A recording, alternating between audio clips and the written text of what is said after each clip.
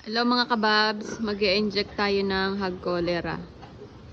Ito ay para maiwasan lang natin yung matinding pagtatain nila. Bali sa isang biik ay 2 ml ang ibabaksin natin.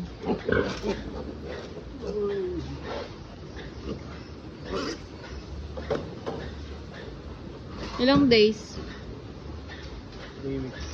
3 weeks. 3 weeks siya pwedeng i-inject.